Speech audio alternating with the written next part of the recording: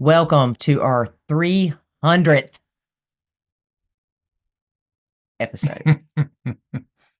300 times. That's crazy. It is. That means for over 5 years, every Friday, we have released a podcast. Yeah, a different one. Yes. I have never been so consistent with anything in my life. I'll agree with that. I am so proud. There's been times where you've been sick and still put something out. Because I would say, you feel terrible, you're running a fever or whatever, just put out like one of the old ones that got a lot of views or listens and put that out there. And you're like, no. There's been times at 3 o'clock in the morning, I'm like, oh, I didn't post a podcast. Yep. Just wake up, post podcast. Yep. So we are glad to have you here to celebrate with us. Good job, David. Why? Because I was here? Yeah. All right. So we're going to talk about what we have learned in the last 5+ years. All right. So we're going to give you 300 tips in our 300th episode. Not. We just had like 1,000 people would turn it on right then. Immediately. All right. In the last 5.5 years, you and I have experienced some changes in our blend. Yeah. Yeah. And we'll continue to experience changes. That's one thing that we've learned. Just because you nacho doesn't mean that you're not going to have any challenges, obstacles, hurdles. It means you have the tools. And that's what we teach in the academy. The tools that you can use in your life, not just in the blend, to lower your stress. Yep. All right. One thing I've learned is your kids have babies. Did that come as a shock to you? No. Well, I think at the time it did, the time frame. Oh, yeah. Yeah. We didn't think it would be as fast. Right. So we currently have a 3-year-old. I want to say step grandson, but grandson. Grandson. Yep. A 2-year-old. Granddaughter. And a 1-year-old. Grandson. I'm ready for another one. What? I am. Let's give it some time here. No. But one of the things that I've realized through this is once a baby is brought in, that baby doesn't know I'm a stepmom. Nope. Doesn't know, doesn't care. They'll be told at some point. They'll figure it out if they're not told. Yeah. But like, even she's not your real grandma. But even then, it's like, okay, what does that mean? Right. So somebody's got to ascribe meaning to that. Right. So I remember one day, Avery was holding sweet baby Layla. And I said, give me that baby. He said, you not blood. And at first I'm like, what? And then I'm like, he's right. And I said, I don't care. She don't know no different. Give me that baby. 15 minutes later, his wife, because he's still holding a baby, said, give me that baby. He said, you not blood. So you weren't special, were you? It made me feel better. And I'm like, did that make you feel bad? She's like, yeah, kind of. I said, girl, don't. It's the reality of it, right? Yeah. But it did make me feel better that I'm not the only one anymore. You know? But then we have the joy of birthday parties for the grandbabies. Yep. We do not expect these children to have separate birthday parties for their babies. One with David's family, one with Biomom's family. Right. That's ridiculous, right? However, there was an instance where that was planned to have separate ones. Yeah. And then something happened, and it ended up being a joint birthday party. That was a bit challenging. For me, it was a bit odd because Biomom came, right? That's but it went well. Yeah. I didn't pay a lot of attention to it, but it felt to me like there was that uneasiness. Yeah. And I think everybody was on edge. I'm not talking about from us. I think maybe on her side too. Yeah. Well, it had to be uncomfortable. You're coming to your ex-in-law's house where we had all planned this party, and I mean, not purposely, but she was kind of the odd man out. Yeah. But she did bring her mom and her boyfriend. Yeah. So I think that helped her. Yeah. Well, it helped her, but I think it also, I think in some ways it added to the awkwardness, though. You think? In some ways, it depends. Like my kids, they're in that middle spot where they always have been, where it's to them, there's two normals in the same place. Like all the people on the one side, normal. They normally see grandma. They normally see the boyfriend. They normally see mom. Then there's me and you, everything else, normal. Then you throw them all in the same place. That's not normal. And so it can put the kids in a position to where they don't know how to act or respond. Right. Because sometimes, and this didn't happen this time for us, but sometimes one parent might want more attention. Or it might even just appear that way. Right. And now the kid is like, well, I don't want to not give attention to my mom because my dad's wanting more attention, or vice versa. Or, it's just, there's all kind of craziness that can come up when things like that happen. Right. And so the majority of people that were there were your family. Yep. And I think everybody, when I said it was on edge, I don't think that was the right word. I think it was on alert. Because I talked to your ex. And then after the fact, a couple of people that were at the party were like, we looked over there and you were talking to her. I know, they act like it's, I don't know. Yeah. And why not? I mean, she's 2 feet from me, right? Yeah. I mean, I'm not that kind of person to just completely ignore you. Maybe. Depends. But that day, I just felt it in my heart to talk to her, right? Yeah. And it wasn't bad. But one thing happened that in hindsight, I'm like, I probably shouldn't have done that. You know how even like you go on a job interview, when you leave, you're like, man, I should have said this, I should have said that. Or even when we do podcasts, we're like, oh man, we left this out. Oh, yeah. So she made a comment that she wanted a corner piece of cake. And David's brother-in-law and I always fight over the corner pieces, even though there's 4 of them, right? Because we love icing. Just give us icing. We don't even want the cake. And she said, oh, I get a corner piece. I was like, nah, those are reserved for me and Jamie. And I didn't even think about it, right? Yeah. For you, it's a joke. Right. And she said, well, there are 4. I said, yeah, 2 for him, 2 for me. But it was a joke. It wasn't a jab, right? And I even told the kids later, I said, I hope she doesn't think that was a jab. And if she brings it up, please let her know it wasn't a jab. Oh, I would have took it as a jab. I'd have been like, you selfish little. Well, that's fine. You can take it how you want it, but that's not how I meant it. Yeah. Right? Yeah. But also, during these past 5.5 years, we have had your kids move back in with us. Yeah. And just to clarify, for those of you who don't know us or haven't been around long, we've been blending for 15 plus years. So when you say 5.5 years, you're talking about as far as how long we've been doing the podcast. Right. Okay. These kids have came back and brought their spouse or their girlfriend and a baby.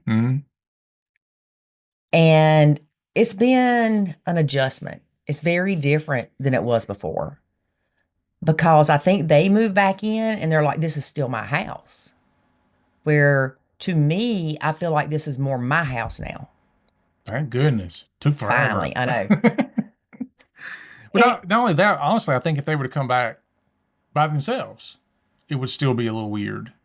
Yeah, it had nothing to do with the fact that they were bringing people. Yeah, because I've made a comment before where you just get your life adjusted to them not being here, and then they come back, and then it's a complete readjustment all over again. It's like you miss them like crazy when they leave, but after a while, you get used to that. Yeah. And then when they come back, you're like, it's been about 3 or 4 days now.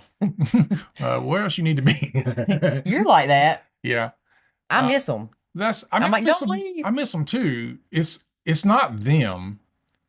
It's the dynamics change. It's the change in the environment and the expectation that I feel, even if it's not there. Like, for example, when my kids are here, I feel like I have to cater. I don't mean cater to them. Like I have to spend time with them. It's another task on my list now. I've got to make sure. That's a horrible way to say that, but okay. It is. I know. It's like, okay, now now I need to make sure I'm spending time with other people that are here. I need to make sure that, the spare bedroom is kept up and they have what they need in there. I need to make sure that we've now got enough food for everybody, which you do most of that as far as making sure we have all that kind of stuff. But it just becomes, it becomes a difference of our daily life. Right. And you and I are the type that prefer planned out lives, planned out days. Not that we're not spontaneous, but we prefer to plan. Well, our spontaneousness is when we want to do it. Yeah. So, like, if your mama calls or sends a text on Thanksgiving morning, bring ice, I'm like, no, I'm not going anywhere. You should have told me this before.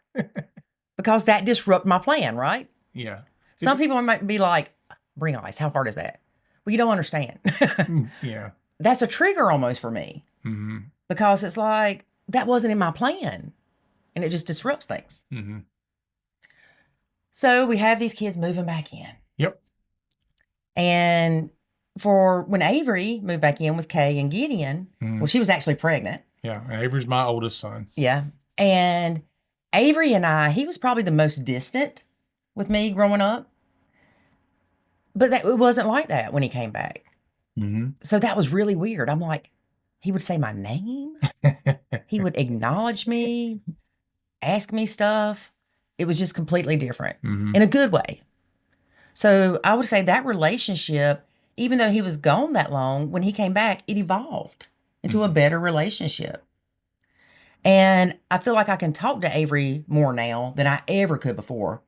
In fact, I think we talked more on our way home from the airport that night than I ever talked to him while he was here before he went to the Air Force. Yeah. He's a quiet child. He's a quiet child. And then there's Ethan.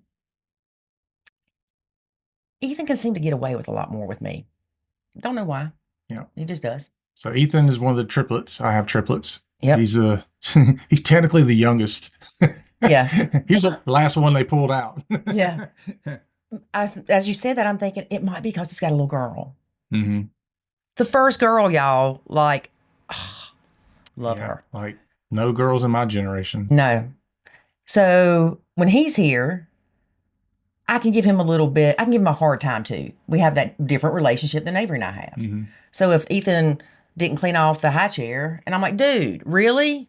Are you trying to get ants in the house? You didn't clean off a high chair. His response is, oh, my bad, Lolo. Yeah. And that makes it okay. Yeah. He definitely has the water off a duck's back mentality. Yeah. About most things. Which in the past, pre-Nacho would have made me mad. Mm-hmm. Because he was just flippant about it. Like, it's no big deal. Don't worry. Yeah. And then Branson came back recently with He's the oldest triplet. Yep. He's the oldest triplet with his girlfriend and their baby. Mm-hmm. And Branson had an issue with our dogs. Mm-hmm. I guess they all have had issues with the dogs. Avery didn't like them. I've had issues with the dogs. I have issues with the dogs. But Branson's more vocal about those things. And so there was an instance where Branson complained about the dogs and criticized my parenting. Your fur parent. Of my puppies. And it upset me. And he said something that was a huge trigger. Mm-hmm. He said, I'm not the only one that feels this way. And he hugs the brothers. We all do. And that reminded you of all that in the past where they were ganging up on you. Yes. In the beginning. And of course, that discussion didn't go very well. But I do remember saying, well, you don't have to be here. Which is true. Yeah. It wasn't true when they were kids. Right. It is true now. And it's not that we don't want them there. But I had told David, I said, I probably really shouldn't have got the dogs because it makes things more complicated. He's like, it doesn't matter. We have the dogs. Yeah. They know we have the dogs. Yeah. I mean, we're doing everything we can to make things comfortable for everybody. Mm-hmm. We leave the dogs outside more when people are here. Yeah. Put the gate up in the kitchen. Just, we try to make it as comfortable as we can, but it's not always comfortable because they bark and they're hairy and. Yeah. They're dogs. Yeah. They're dogs. And they're inside dogs and they're shepherds. So yeah. They're Malinois. Yeah. Crack dogs. hyper dogs. But Branson and I had that little altercation, we would say. I don't even know if it was an altercation. No, it was just, No. Anyway, I've yet to get Branson on here to talk about it, but I'm going to. So after that happened with Branson, I think it was like the next day they were leaving or something. And I was still a little upset, trying not to let it consume me or steal my joy, right? Right. But I was still a little bothered, and he talked to you about it. But he was confused. Yeah. It's like, why did that bother her so much? And I had to explain it all. So Yeah. he was like, oh, okay. Yeah. I still don't think he gets it because it wasn't him. You know what I mean? Yeah. Until you live it yourself. Yeah. Well, it's like you can understand it. You just can't feel it. Right. So I remember they were leaving the next day or something, just going somewhere, and he hugged me. And I'm like, things are okay. We can talk about this later, but things are okay. Well, that's one thing I've realized as the kids get older is because they're older and more mature, they're able to look at things a lot differently. If they were kids and that had happened, then the time in which it took that to be okay again would have been drastically extended. Right. Right. So as they're older, they look at things and they give it the proper emotional weight and the time frame, and they're like, she may have been having a bad day or whatever. They're able to process things and cope with things much better than they used to. Well, they're able to try to see the other side. And recently we had Rafi Billick on here talking about communication. And one thing he said that I really, really liked was when you're not willing to see the other person's side or hear it or consider it, you're putting a limit on that relationship. So you're putting up a barrier. Yeah, you're just closed-minded. Right. So anyway, all that's happened with the kids, right? So now Branson's in Florida. They didn't stay here long. They moved to Florida with her family. Ethan is in Charlotte. His baby girl and her mother are still in Georgia. Yep. And Avery and his wife and crazy little Gideon are just right down the road. Yep. I do wish they were closer. All of them. I was going to say, Avery is close. Yeah, but I mean, I wish. Yeah, they all were. Like, I want a compound. Not where they can, like, see everything we do, but, where you get, like, everybody gets 4 acres of land. Your house has to be built in the middle kind of thing. Well, I said something to Branson the other day. I don't know that you heard it, but he said something like, hey, I missed you, Dad, because, he's moved to Florida and hadn't seen him in a few weeks. It hasn't. It's been a month. He recently moved to Florida. So, yeah, it's not. Almost 2 months. Yeah, but it's not like it's been a long time. So, anyway, he's like, I miss you, Dad. And I said something to the effect of, I just want to let you know that you destroyed my dreams. And he was like, what? And I said, I had always envisioned that all of y'all would be close enough to where, once a month we could get together or have a cookout or something like that. And I said, and then you go and move all the way to Florida. I said, you completely destroyed my dreams of what I thought it might look like. Yeah, because we had talked about that. Yeah. At least once a month, if not every other week, Sunday dinner. Everybody just come hang out for a little bit. Yeah. But I told him, I said, I don't want you to feel bad about that. I do. Branson, if you're watching this, I want you to feel bad. And Amanda too. But I told him, I said, look, I want you to make whatever decisions you want to make with where you want to live and all this stuff. I don't want to be the type of parent that wants to control or hold my kids in a certain area or a certain vocation or anything like that. Like, go do you, I'll be fine. Because I think I see that often, like parents don't want to let go. And so the kid just, I'm going to live in this area because I don't want to be too far from my parents because they don't want me to be, or I'm going to go in this profession because that's what my parents want me to do. I want my kids to be able to look back and say, I lived the life I wanted to live, where I wanted to live it on my terms. Not, I wasn't able to do anything until my dad passed away. See, I think I have a different view on it because I only have one kid. Maybe you do. And I want him to be close to where when he gets married and has kids that I can be a big part of their life. Well, what you want and what they feel like is a requirement of them may be different. Like, I don't think Jackson feels like he's required to do what you want. Right. Like I want him to live here forever. Jackson's like, yeah, but Mm-hmm. I think that's the difference where some kids literally feel like they can't get out from under their parents for Right. whatever reason. Yeah, because it'll hurt them too much, or Yeah, it hurt their It's feelings guilt. or whatever. Yeah, there's all kind of stuff about that. But I've heard that a number of times where people says, now that my parents have passed away, I can finally live my life. And I'm like, oh gosh, Yeah, that's a bit much. really? Like, okay. Well, your cousin was talking at your grandmother's funeral Mm-hmm. to us the other day about how his kid, one moved to Maryland, and now the other one is. Yeah. And I was like, oh my gosh, because they've got grandbabies. Yep. And he said, I want them to be happy. Yeah. That's the emotionally intelligent answer. Right. So good job to him. Yep. Because I'm like, no. Yeah, it's not like I want it, Right. but I'm not gonna pitch a fit. Like I didn't want Branson to move to Florida, but I didn't try to stop him either. Like I want you to make that decision. Right. Because I think with them being so distant, I know you feel this way because I do, that I feel like I'm not going to have a relationship with their kid. It'll be different. Yeah. Yeah, no doubt it'll be different. Yeah. Because they won't know us as much. Mm-hmm. But anyway, 5.5 years we have been doing this.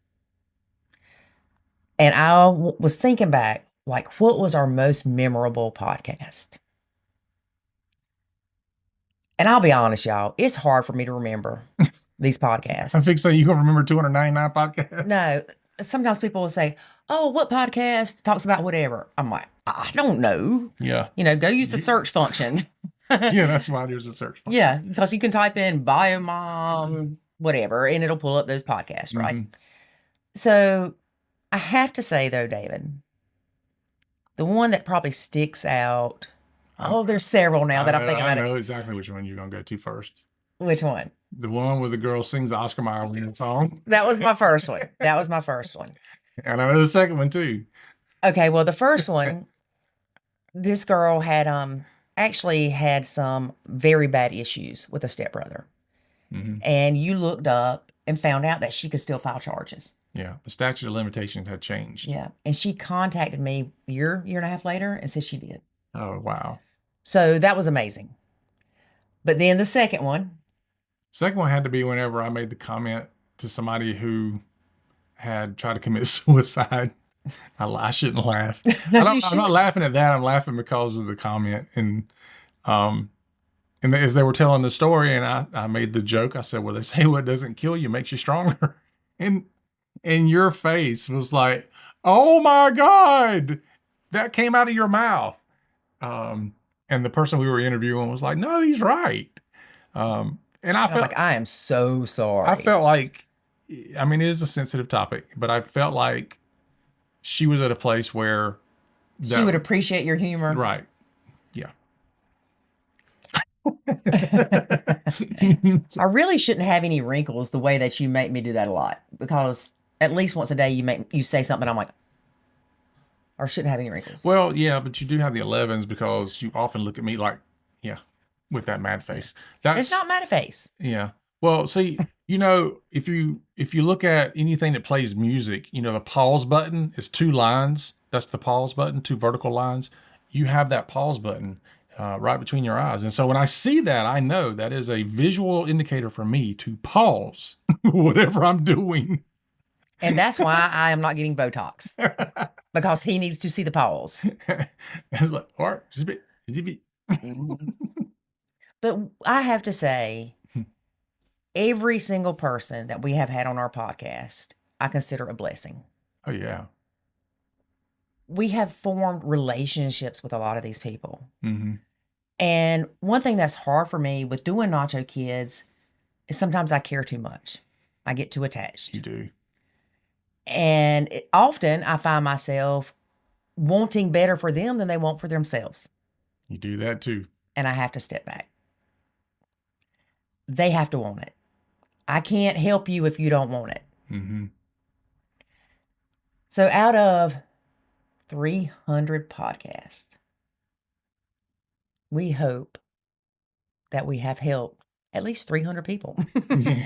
Yeah. Yep. And the good thing is we have many, many, many, many more to come. So we don't plan on stopping anytime soon. No. And we're getting bigger and better. Yeah. We're doing videos. I was watching another podcast this morning. Well, I guess it's a vodcast. It's just, we were watching it. And the guy was talking about finding your why.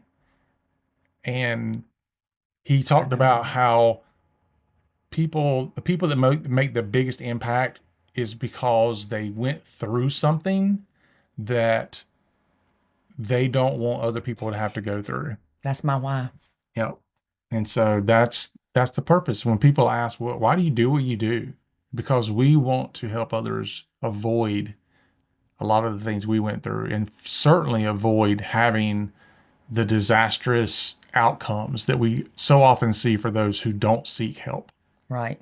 We want to help the step parent not ride around for 25 minutes avoiding going home. We want the step parent to not feel alone. Mm-hmm. Don't know how many times I sat on that front porch in that rocking chair just crying like, oh my God, what have I done? And I felt alone. That was one of the worst things. Mm-hmm. And you're not alone. There are billions of step families. And every day there's more and more. And so our goal and our why is to help you have a better blended family life. Yep. And a side effect of that is you just have a better life, period. Mm-hmm. Because the secret is this stuff works on everything. It does. But I ain't going to tell nobody that. Well, I've said it before many times. I nacho Walmart because it causes me stress.